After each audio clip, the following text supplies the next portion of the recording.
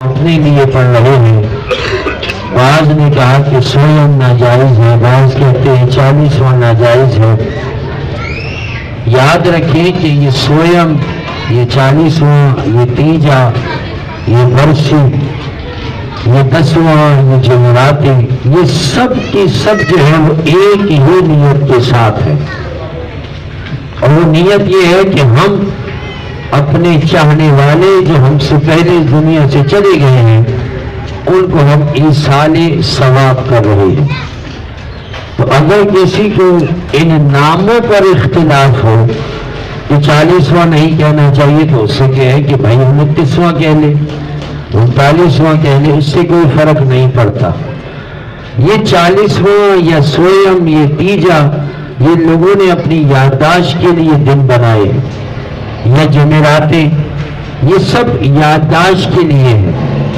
دنوں سے کوئی فرق نہیں پڑتا. کسی کو سہولت ہے تو وہ اتوار کے دن رکھ لے، کسی کو سہولت ہے تو 25ویں دن رکھ سکتا ہے.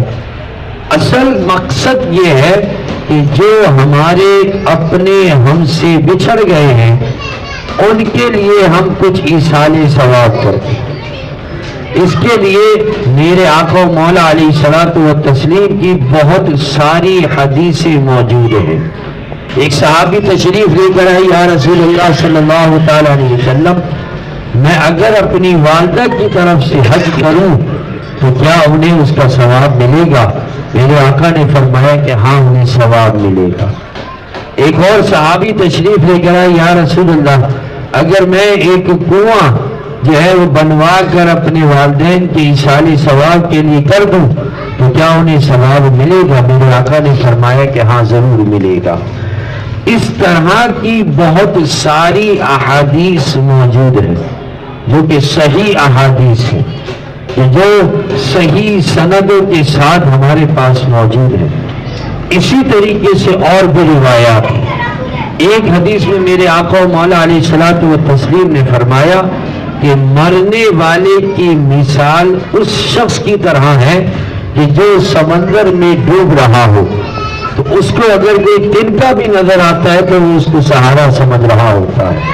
تو جب انسان دنیا سے چلا جاتا ہے تو وہ اپنے گناہوں کا عذاب بھگت رہا ہوتا ہے.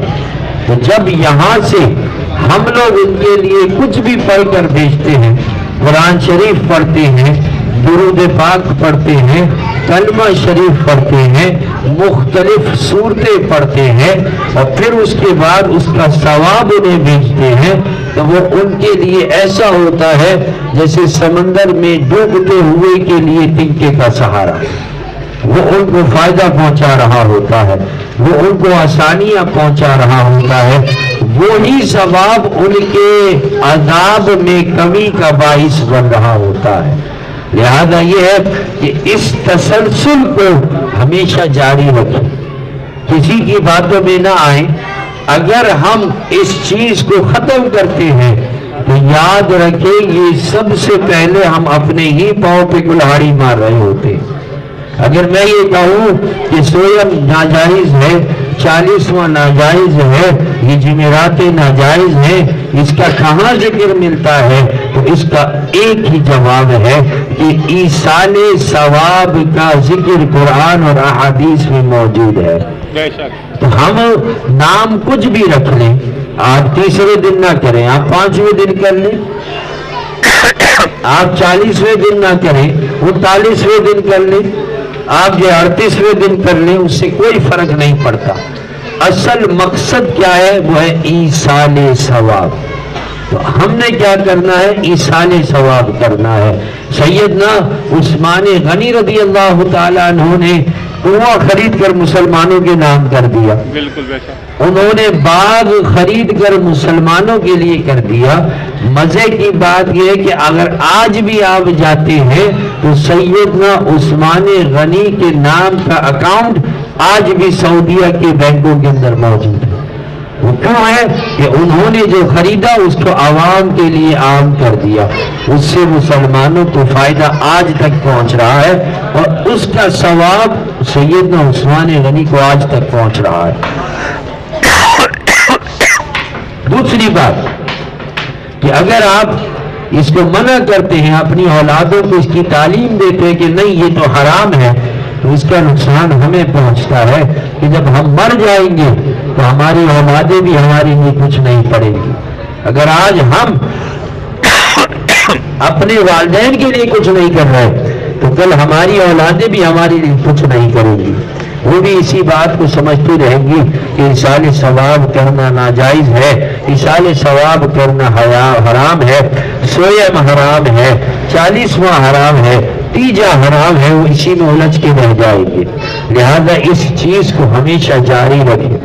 یہ ایک ثواب کا عمل ہے، جو ہم سے بچھڑ جاتے ہیں ان سے پوچھے جب آپ اور میں مر جائیں گے تو ہمیں احساس ہوگا، جب ہمارے چاہنے والے ہمیں ایصال ثواب کر رہے ہوں گے۔ اور دوسری بڑی اہم بات کہ جب بھی ایسی مجالس میں جائیں تو اخلاص نیت کے ساتھ جائیں، صرف اس نیت سے جائیں کہ ہم اپنے چاہنے والوں کو ایصال ثواب کر رہے ہیں، یہ نہ سوچیں کہ ہم کیا کھائیں گے۔ پھر یہ بھی بڑی اہم بات ہے کہ جو بھی پیش کرے اہل خانہ اس کو قبول کیا جائے، یہ نہ ہو کہ اس میں بوٹیاں نہیں تھی، اس میں گوشت نہیں تھا، اس کے سویم میں تو کھانا ایسے تھا، اس کے 40ویں میں تو یہ کمی رہ گئی، نمک کم ہو گیا۔ یہ ساری باتیں ناشکری کی باتیں، یہ ساری اللہ کو ناپسند ہے۔ جب ہم یہاں آ ہی گئے ہیں تو ہم کس نیت سے آئے ہیں؟ ایصال ثواب کی نیت سے آئے ہیں۔ شیخ عبدالحق محدث دہلوی رحمت اللہ تعالی علیہ نے اپنی کتابوں میں لکھا کہ میں ہر سال 12 ربیع الاول پہ آقا علیہ الصلوۃ والتسلیم کے لیے فاتحہ پیش کرتا تھا۔ ایک سال میرے حالات کچھ خراب ہو گئے، میں نے جب حالات کی تنگی دیکھی تو صرف اور صرف چنے خرید کر وہ تقسیم کر دیے، لیکن یہ سوچ رہا تھا کہ کہیں ایسا نہ ہو کہ یہ میرے آقا کی بارگاہ میں پہنچانے کے قابل نہیں تھے تو یہ ان کے پہنچے نہ ہو۔ فرماتے ہیں کہ ایک دن جب میں سویا اسی رات کو تو مجھے رات میں خواب میں نظر آیا کہ آقا علیہ الصلوۃ والتسلیم وہی چنے جو میں نے ایصال ثواب کیے تھے وہ تناول فرما رہے ہیں، وہ کھا رہے ہیں۔ اس کا معنی یہ ہے کہ آقا علیہ الصلوۃ والتسلیم ہمارے ان چیزوں کو اور اخلاص کو دیکھتے ہیں، کھانے کو نہیں دیکھتے۔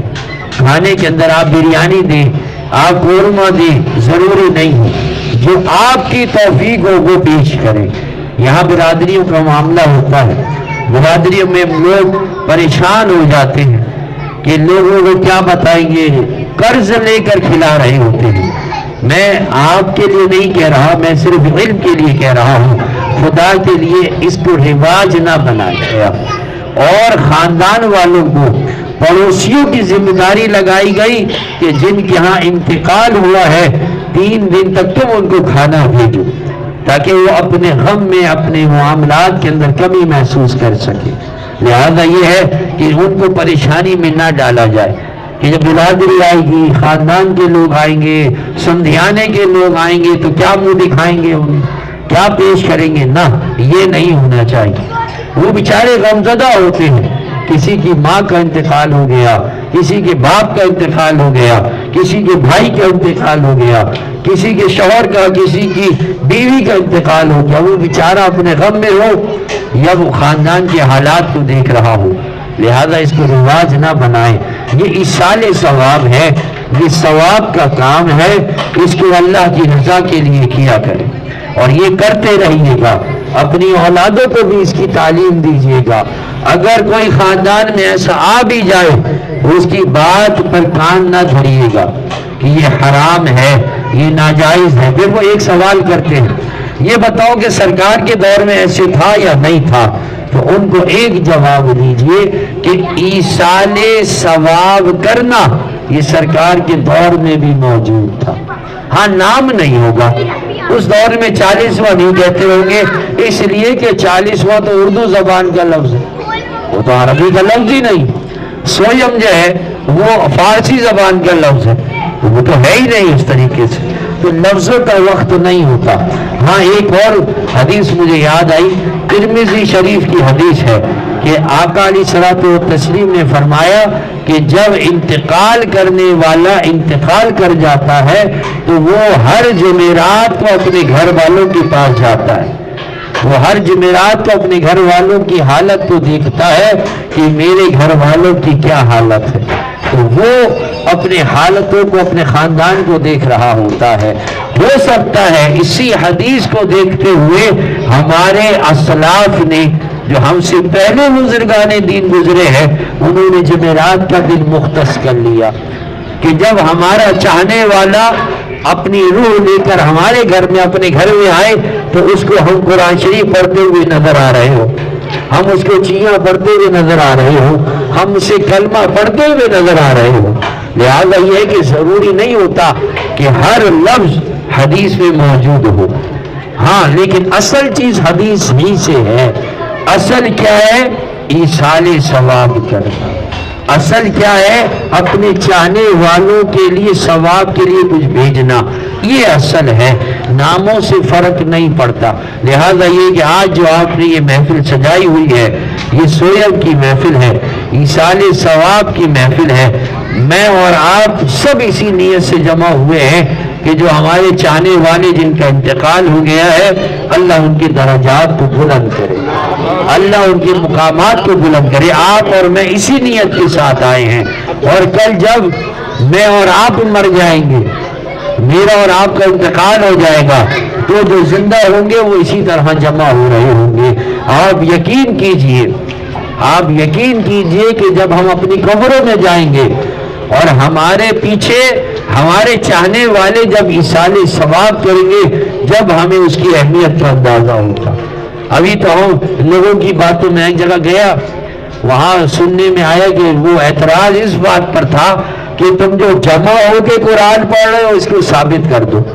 میں نے کہا اللہ کے بندے، تو جس مسجد سے اٹھ کر آیا ہے اس مسجد میں پنکھے لگے ہوئے، مجھے ثابت کر دے کہ پنکھے لگانا حدیث میں موجود ہے، حدیث میں موجود ہے۔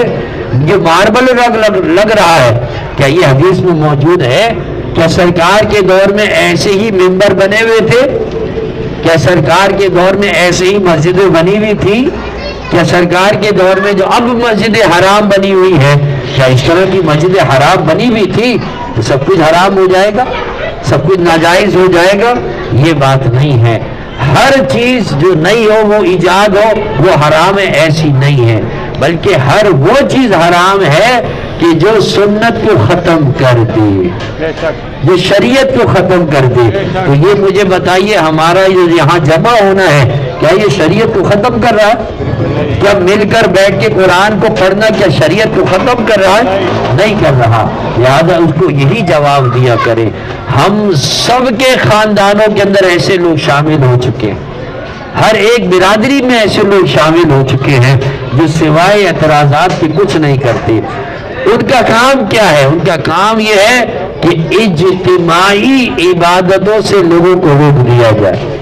ایک اور حدیث مجھے یاد آئی، آقا علیہ الصلوۃ والتسلیم نے فرمایا کہ جس جنازے کے اندر 40 سے زیادہ لوگ شریک ہو جائیں، امید کی جاتی ہے کہ اس بندے کی مغفرت ہو جائے گی۔ اب سوچنے کی بات ہے، جنازے میں جب آپ لوگ تھے، جن کا انتقال ہوا ہے، وہاں 40 سے زیادہ لوگ موجود تھے، تو اب بتائیں اس حدیث کو بھی انکار کر دیجئے۔ آپ ہر ایک چیز کو انکار کر دیتے ہیں صرف اس لیے کہ وہ آپ کی عقل میں نہیں آ رہی ہوتی، چونکہ آپ کو وہ برا لگ رہا ہوتا ہے۔ لہذا یاد رکھیں، یہ سویم کرنا، یہ 40واں کرنا، یہ تیجا کرنا، یہ برسی منانا، یہ جمعراتیں منانا، یہ ساری چیزیں حدیث سے ثابت ہیں، چونکہ ان کا مقصد کیا ہے؟ وہ ہے ایصال ثواب۔ ہمارا یہاں آنے کا مقصد کیا ہے؟ ایصال ثواب۔ ورنہ کھانا تو ہمارے گھروں میں بھی پکا ہوا ہے نا، ہم سب کے گھروں میں روزانہ کھانا پکتا ہے، ہم 4 ٹائم کھانا کھانے والے لوگ ہیں۔ ہم صبح بھی ناشتہ کرتے ہیں، پھر دوپہر کو کھانا کھاتے ہیں، پھر شام کی چائے کے ساتھ بھی کچھ کھا رہے ہوتے ہیں، پھر رات کو کھا رہے ہوتے ہیں، پھر زیادہ بھوک لگتی ہے تو باہر نکل کے برگر کھا رہے ہوتے ہیں۔ کھانا کس کے گھر میں نہیں ہوتا؟ اللہ نے ہم سب کو دیا ہے۔ ہم یہاں کھانے کی نیت سے نہیں آئے ہوئے، ہم یہاں ایصال ثواب کی نیت سے آئے ہوئے ہیں۔ اللہ تعالیٰ میری حاضری کو اور آپ کی حاضری کو قبول فرمائے۔ اللہ تعالیٰ ہمیں اور ہماری اولادوں کو نبی کریم علیہ الصلوۃ والتسلیم کی سچی پکی محبت عطا فرمائے۔ ہم سب کو دین اسلام پر عمل کی توفیق عطا فرمائے. وما علیہ الا البلاغ المبین. الرحیم قل هو اللہ احد اللہ الصمد لم یلد ولم یولد ولم یکن له کفوا احد. بسم اللہ الرحمن الرحیم قل هو اللہ احد اللہ الصمد لم یلد ولم یولد ولم یکن له کفوا احد. بسم اللہ الرحمن الرحیم قل هو اللہ احد اللہ الصمد لم یلد ولم یولد ولم یکن له کفوا احد. بسم اللہ الرحمن الرحیم قل اعوذ برب الفلق من شر ما خلق ومن شر غاسق اذا وقب ومن شر النفاثات في العقد ومن شر حاسد اذا حسد. بسم اللہ الرحمن الرحیم قل اعوذ برب الناس ملك الناس إله الناس من شر الوسواس الخناس الذي يوسوس في صدور الناس من الجنة والناس. بسم الله الرحمن الرحيم الحمد لله رب العالمين الرحمن الرحيم مالك يوم الدين إياك نعبد وإياك نستعين اهدنا الصراط المستقيم صراط الذين أنعمت عليهم غير المغضوب عليهم ولا الضالين آمين. بسم الله الرحمن الرحيم ألف لام ميم ذلك الكتاب لا ريب فيه هدى للمتقين الذين يؤمنون بالغيب ويقيمون الصلاة ومما رزقناهم ينفقون. الفاتحة. الحمد لله رب العالمين والصلاة والسلام على سيد الأنبياء والمرسلين. اللهم ربنا تقبل منا إنك أنت السميع العليم وتب علينا يا مولانا إنك أنت التواب الرحيم. اللهم رب اغفر وارحم وأنت خير الراحمين. یا رب العالمین جو کلام مجید میں نے پڑھا اس کے علاوہ 101 مرتبہ قرآن کریم ختم کیا گیا. سورہ ملک، سورہ یاسین، سورہ بقرہ، سورہ رحمان، سورہ مزمل، سورہ واقعہ، درود تاج، عہد نامہ، درود تنجنا، درود غوثیہ، سبحان اللہ بحمدہ، سبحان اللہ العظیم، درود شریف، استغفار، کل شریف، کلمہ شریف، لا تعداد مرتبہ جو تعداد میں پڑھا گیا ہے مالک و مولا جو حاضر پیش کیا گیا اس تمام کو اپنے دربار میں قبول فرما. اے مالک و مولا اس تمام کے پڑھنے میں ہم سے غلطی، کوتاہی، کمی، لرزش، زیادتی ہو گئی ہو تو اپنے فضل و کرم سے معاف فرما. اے مالک و مولا اس تمام کا ثواب آقا علیہ الصلوۃ والتسلیم کی بارگاہ میں پیش کرتے ہیں قبول و مستجاب فرما. آقا علیہ الصلوۃ والتسلیم کے وسیلے سے تمام مؤمنین و مومنات، مسلمین و مسلمات کی ارواح کو پیش کرتے ہیں مالک و مولا قبول فرما. بالخصوص عبد المجید صاحب کی روح کو پیش کرتے ہیں مالک و مولا قبول فرما. یا رب العالمین مرحوم کے تمام گناہوں کو معاف فرما. یا رب العالمین مرحوم کی تمام نیکیوں کو اپنے دربار میں قبول فرما. اے مالک و مولا مرحوم کی آگے کی تمام منازل کو آسان فرما. یا رب العالمین مرحوم کی قبر کو تا حد نظر نورانیت والی قبر فرما. اے مالک و مولا مرحوم کی قبر کو جنت کے باغوں میں سے باغ بنا. اے مالک و مولا مرحوم کو آقا علیہ الصلوۃ والتسلیم کی شفاعت نصیب فرما. آقا علیہ الصلوۃ والتسلیم کے وسیلے سے جنت الفردوس میں اعلیٰ مقام عطا فرما. اے مالک و مولا مرحوم کے تمام لواحقین کو صبر جمیل عطا فرما. اس صبر کے اوپر اجر عظیم عطا فرما. اے مالک و مولا ہم سب کی اس حاضری کو اے مالک و مولا اپنے دربار میں قبول فرما. اے مالک و مولا ہم سب کی یہاں آنے کی ثواب کو ہم مرحوم کی روح کو پیش کرتے ہیں مالک و مولا قبول فرما. اے مالک و مولا جو بیمار ہیں انہیں صحت و تندرستی عطا فرما. جو پریشان حال ہیں ان کی پریشانیوں کو دور فرما. اے مالک و مولا ہم سب کے جو جائز کام اٹکے ہوئے ان تمام میں آسانی پیدا فرما۔ اے مالک مولا اہل خانہ کی جائز مرادوں کو پورا فرما۔ اے مالک مولا مرحوم کے لواحقین کے ساتھ جس کسی نے بھی جو بھی حسن سلوک کیا ہے مالک مولا اس کو بہترین جزا عطا فرما۔ ان اللہ و ملائکتہ یصلون علی النبی یا ایھا الذین آمنوا صلوا علیہ وسلموا تسلیما۔ اللهم صل على سيدنا مولانا محمد معدن الجود والكرم سبحان ربك رب العزة عما يصفون وسلام على المرسلين والحمد لله رب العالمين۔